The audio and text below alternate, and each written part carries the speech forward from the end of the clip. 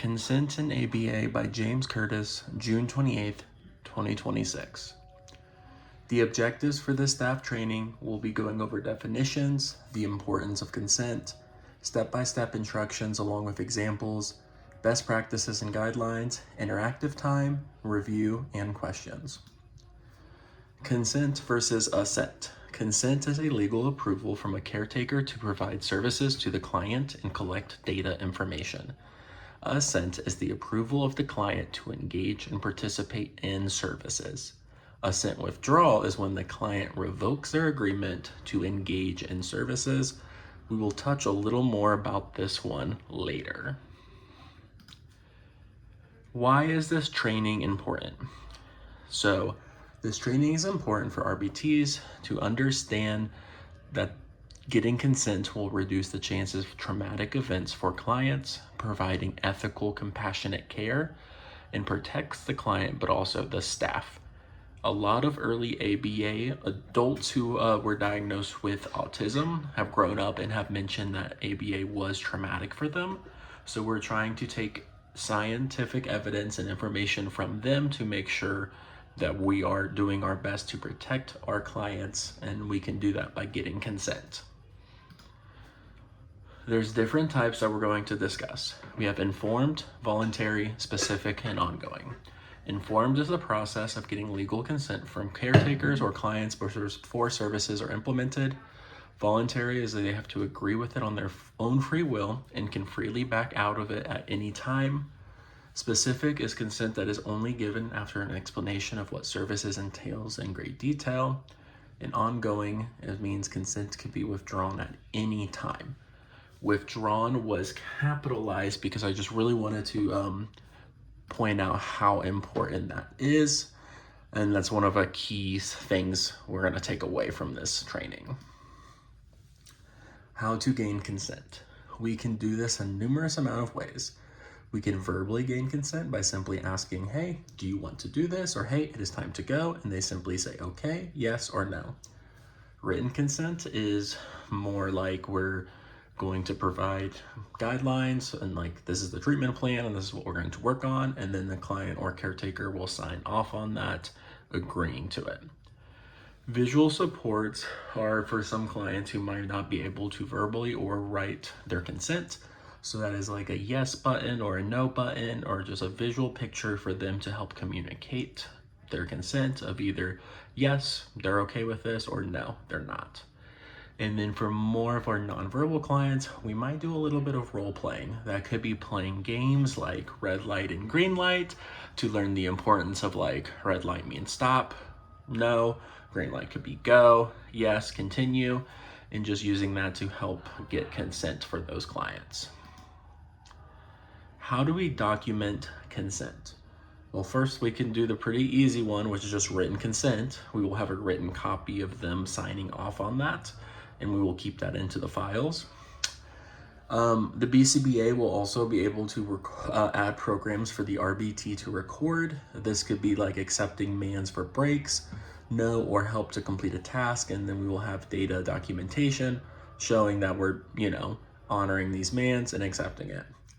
We will also have an anecdotal data collection section where the RBT can write in about specific situations that the client might not consent to, and they can write about like what it was, what happened, and the BCBA can then use that feedback to make tweaks to the program and make it more towards the client's liking. Common challenges with consent in ABA. Corrosion, which is when the client is not able, does not feel like he is able to say no freely, or he feels like he has to complete a dramatic task to get a big reward. We could fix this by just making the client more involved in the programs, but then also pairing with them and earning their trust over a period of time. Partial understanding, as some clients might not understand what is being asked of them.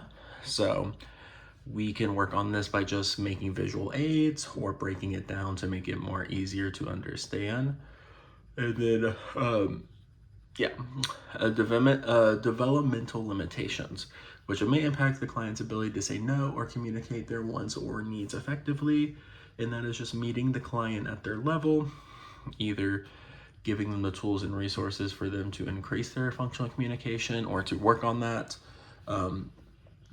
Doing the play-based therapy like we mentioned, but just making sure doing that. Also just reading body language. If they're smiling and laughing, that's a good sign. If they're crying, screaming, no, that's a pretty telltale sign that they might not be giving consent. So some real life examples could be simple as just asking, hey, it's time to do our worksheet. Are you ready? And they say no. They say, I do not want to do the worksheet. They are not consenting to do the worksheet. A trickier one is you're potty training a client. They have a wet, dirty diaper. You can then be, hey, it's time to go to the bathroom. They say no. Obviously, we can't force them to go to the bathroom, but we also can't let them sit in their own dirty diaper. So we can honor that for a little bit and then maybe contrive it to be more fun by running, being silly, bringing a reinforcement with us, or just finding a reinforcement that they can do after that is motivating enough for the complete. But the key thing is to invite the client in to help get to that point by asking their input. The best practices is to build a culture of client-first thinking, having open communication, and reinforce staff members for asking questions. Supervisors should be there as a tool and resource to help the RBT work through those situations. Remember, we are here to help the client, but that involves earning trust, finding communication with them, and honoring their words, wishes, and demands. Pop quiz. True or false? Consent is set in stone and cannot be taken back. False. What should we do if you're having difficulties with gaining consent from a client to complete a task?